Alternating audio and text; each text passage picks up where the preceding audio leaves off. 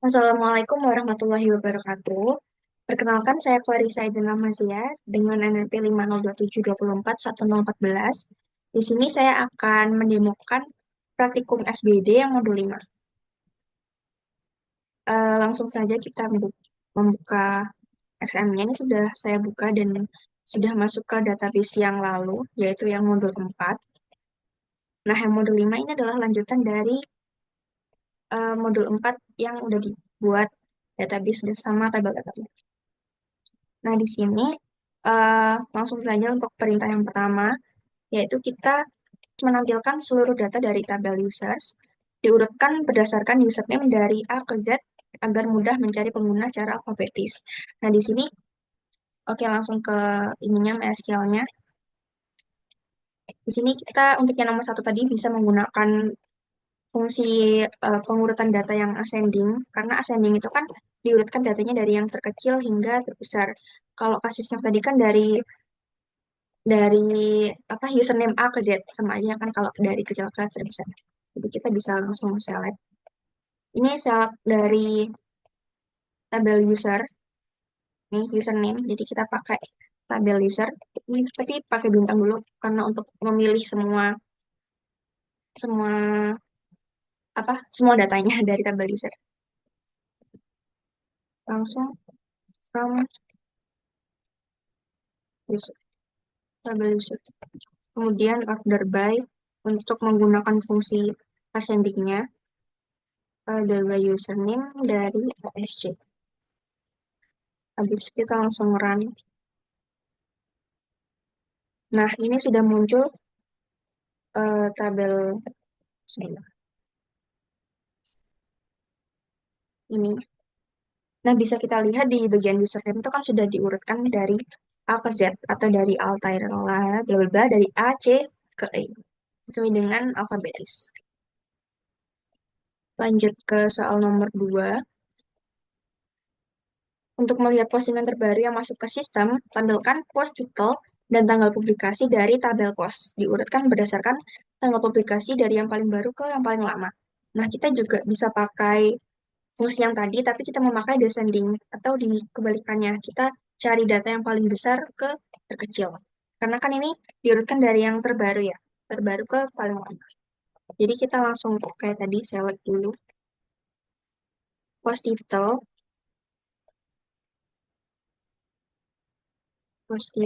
sama tanggal publikasi,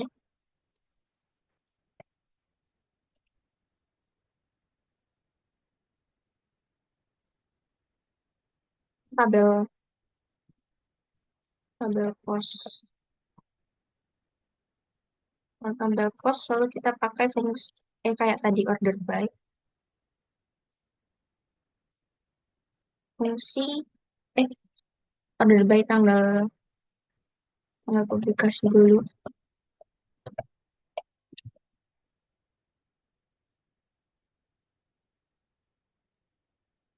si descending untuk mengurutkan dari yang paling baru ke paling lama. Lalu kita coba kirim. Nah, ini sudah muncul. Bisa kita lihat dari bulannya, yaitu bulan keempat dan tanggal 22, yang mana itu adalah tanggal terakhir postingan ini dibuat. Jadi sudah benar, harusnya. Lanjut ke soal nomor 3,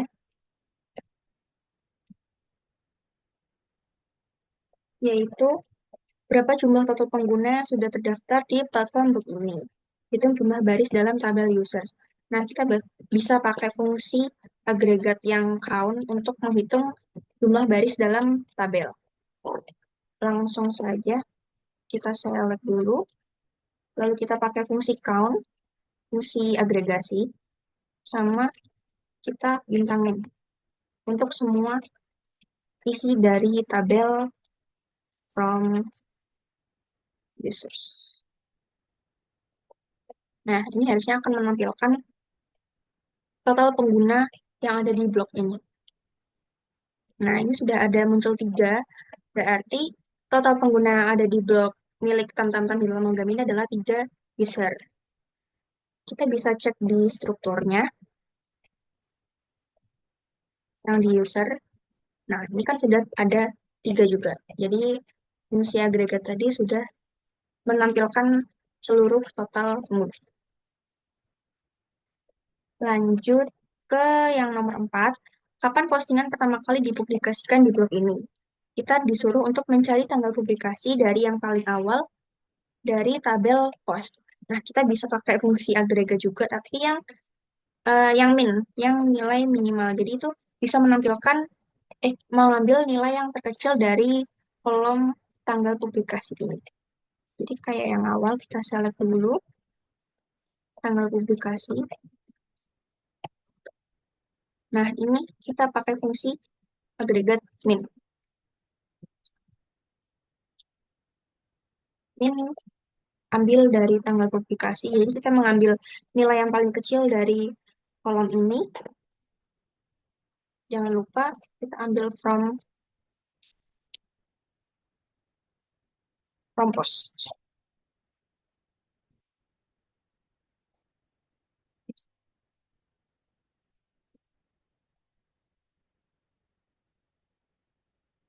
Nah, nilai yang paling kecil,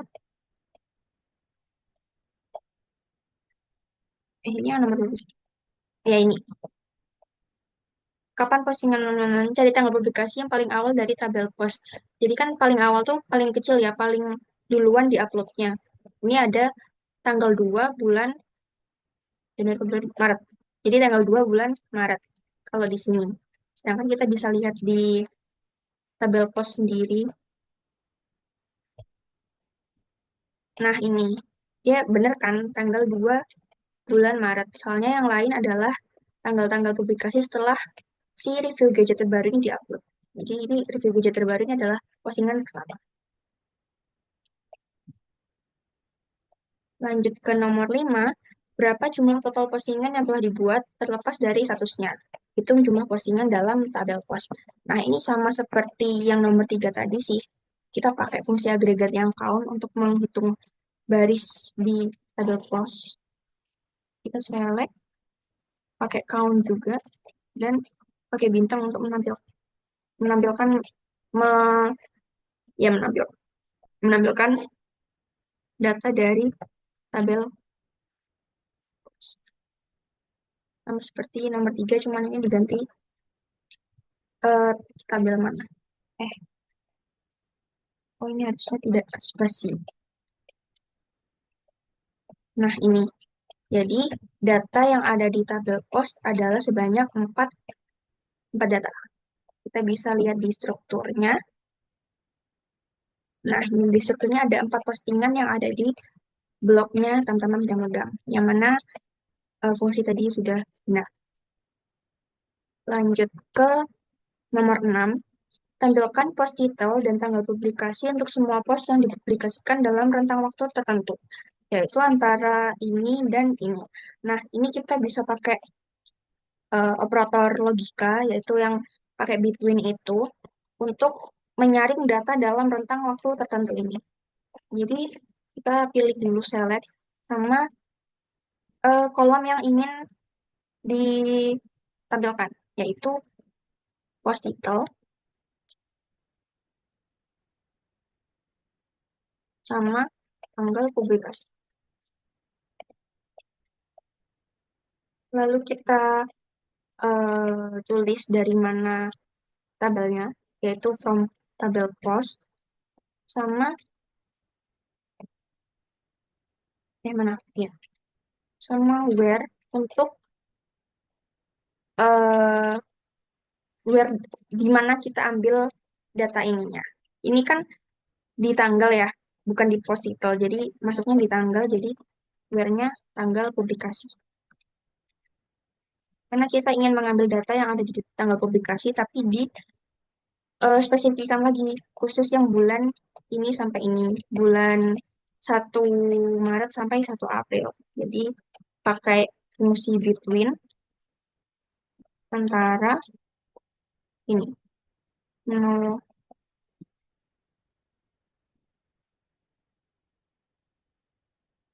dan 1 April 2025.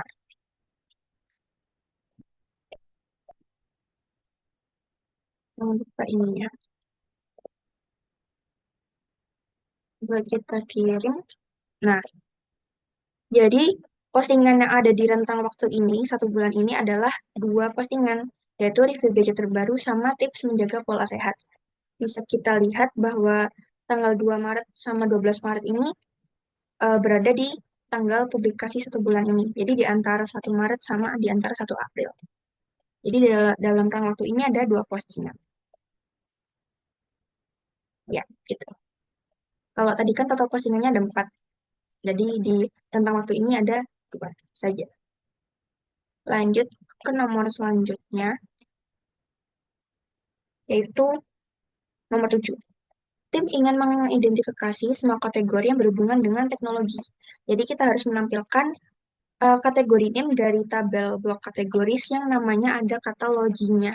Nah, itu bisa kita pakai fungsi atau aturan like seperti di modul, karena like itu kan mencari data yang mengandung nilai-nilai tertentu atau simbol tertentu atau kosong.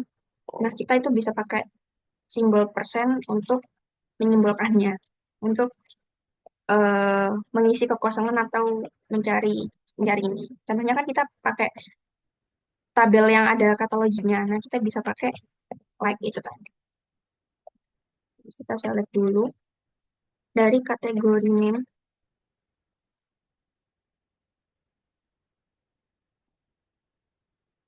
kan nama tabelnya blok kategoris.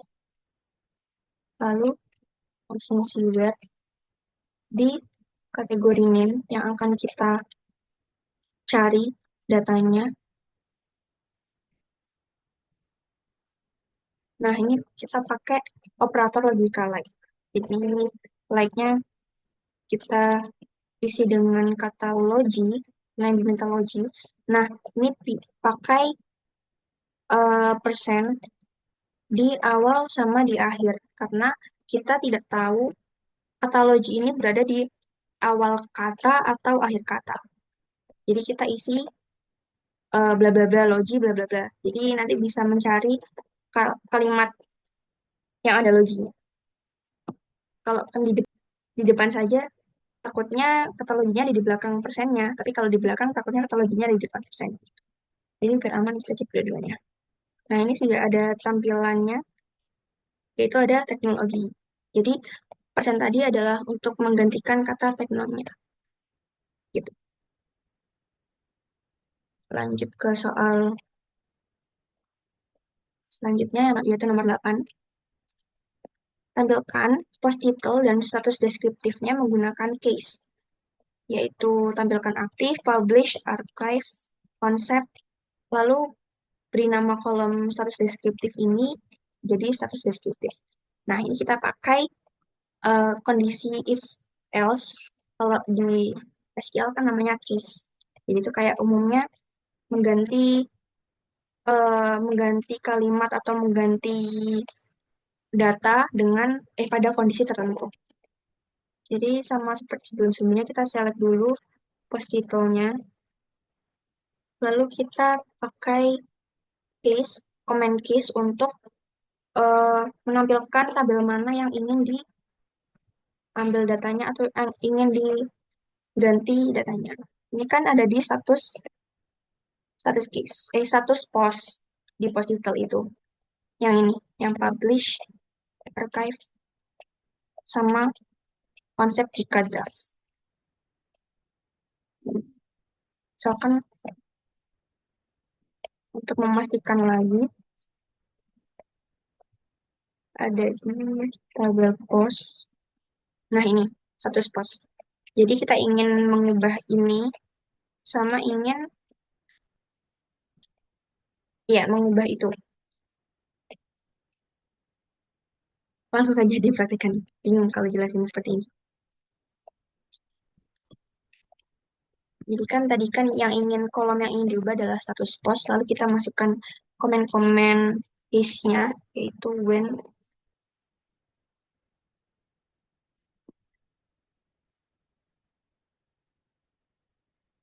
publish itu diubah diubah dalam kondisi ini itu ke diarsipkan. Itu then,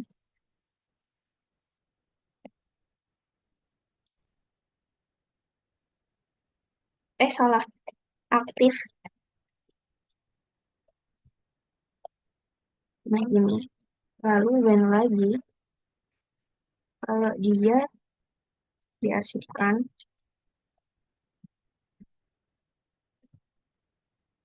archive maksudnya, maka dia akan diubah ke diarsipkan. Lalu kondisi ketiga, saat dia ada di status post draft,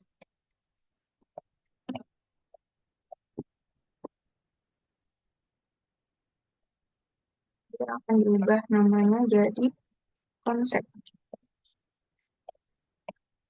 Nah, seperti kondisi if else pada umumnya, kan kalau if ada else-nya, maka di sini juga ada else jika bukan ketiga-ketiganya. Jadi, jika nggak ada kondisi ketiga-tiganya, maka tulisannya adalah tidak diketahui. Oke. Nah, ini kan sudah ada dari sini. Lalu kita disuruh untuk beri nama kolom status deskriptif ini menjadi status status deskriptif. Jadi saat dia di run, tabelnya itu yang harusnya status post, dia akan jadi status deskriptif. Dia bisa pakai, ini kan di end dulu. Nah, untuk mengganti namanya, untuk mengganti nama kolomnya, kita pakai operator S ini. Jadi yang awalnya status post, jadi sekarang status deskriptif. Jangan lupa untuk eh, menulis nama tabelnya. Itu nama, yaitu tabel dari tabel post. Oke, coba kita run dulu. Oh, salah.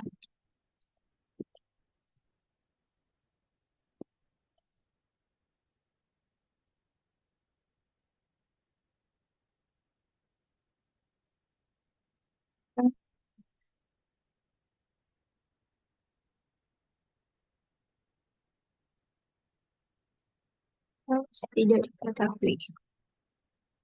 Khusus dari tabel post. Sudah benar. Oh ya, sudah. Kurang koma. Jadi ini sudah digantikan yang awalnya tadi publish, archive, sama draft. Ini jadi aktif, diarsipkan sama konsep. Yang awalnya status post, sekarang nama tabel yang ditampilkan yaitu status deskriptif. Sesuai apa yang diminta di soal. Lalu lanjut ke soal selanjutnya, yaitu nomor 9.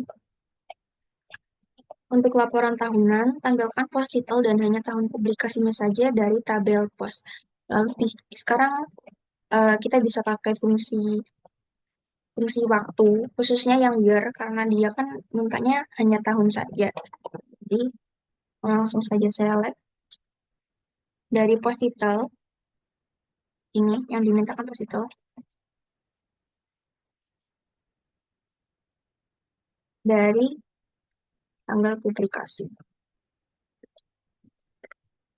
Nah, kan ini yang diminta hanya, karena dia yang diminta hanya tahun, jadi di awal kita tambahkan fungsi year untuk menampilkan hanya tahun saja. Jangan lupa from-nya dari tabel post. Coba kita run.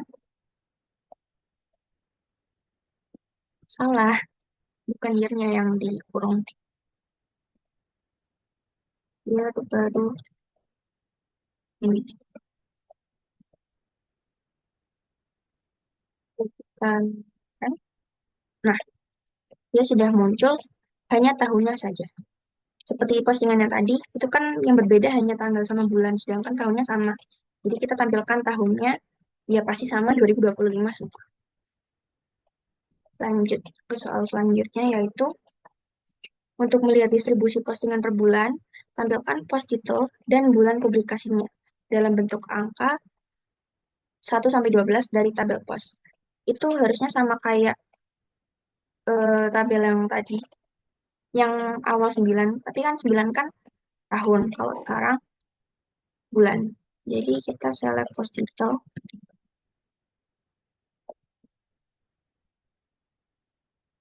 tanggal publikasi, kita hanya mengganti fungsi ininya yang tadi yang kita ganti month. Untuk memanggil atau menampilkan hanya bulan saja dari kolom ini dan dari tanggal publikasinya. Jangan lupa formnya dari tabel terus. Oke, ini sudah ada. Hanya yang diminta soal kan 1 sampai 12, hanya angkanya saja. Jadi di sini sudah muncul bulannya, yaitu bulan 3 dan bulan 4. Sesuai yang diminta di soal, yaitu bulan Maret sama April. Postingan itu di-upload. Lalu yang terakhir, tim ingin tahu sudah berapa lama setiap pengguna itu bergabung. Tampilkan username pengguna dan jumlah hari sejak mereka terdaftar atau registration date hingga tanggal saat ini. Nah, kalimat hingga tanggal saat ini kan sebetulnya sudah ada clue-nya kalau dia pakai fungsi time yang current itu, atau sekarang yang sekarang yaitu card date sama sama date diff ya itu. Jadi fungsi itu untuk dative-nya itu menghitung selisih dari si user ini bergabung, sama yang card date atau current time itu mengambil tanggalnya sekarang atau current atau sekarang. Jadi kita select dulu username-nya karena tim itu hanya ingin tahu setiap pengguna bergabung. Jadi kita yang diselect hanya username. Lalu kita pakai fungsi dative untuk menghitung selisih antara tanggal-tanggal ini. Sama pakai fungsi cardate untuk menghitung, ya untuk mengambil tanggal sekarang. Ini untuk registration date, untuk kolom registration date. Lalu kita ambil datanya, kita tampilkan data dari, maksudnya ini ini mengambil datanya dari tabel apa, ya tabel user. Seperti sebelum-sebelum. Lalu kita kirim. Oh, salah. Oh, ini belum ada kurungnya. Jadi yang card ini harusnya dikurung sama registration date-nya. Sama ini dash com. Masuk salah. Date card.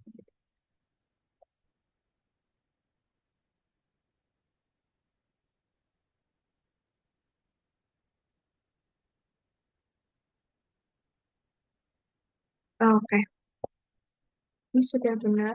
Jadi datif ini untuk menghitung selisih antara tanggal ini sama tanggal ini, yaitu tanggal card date atau current time atau waktu yang sekarang, yaitu 12 Mei ini sama waktu yang sekarang sama saat user itu daftar atau registration date. Jadi si datif ini akan menghitung selisihnya, yang mana akan muncul hari yang muncul berapa hari antara tanggal ini sama tanggal ini. Kalau kita pilih datanya dari tabel user atau from tabel user. Lalu kita kirim. Nah, ini sudah muncul hari-harinya, yaitu username ini adalah 249 hari setelah dia mendaftar setelah dia mendaftar atau mengupload ke blog Tamtama Bintang Gam itu hingga tanggal sekarang, yaitu 12 Mei 2025. Lalu username ini ada 194 hari sama 288 hari. Jadi fungsinya dative ini hanya untuk menghitung selisih antara kredit sama registration date. Jadi akan muncul deh berapa hari pengguna itu daftar atau bergabung sejak mereka terdaftar. Oke, mungkin itu saja penjelasan dari saya mengenai modul 5 sendiri ini. Kurang lebihnya mohon maaf. Sekian, terima kasih. Wassalamualaikum warahmatullahi wabarakatuh.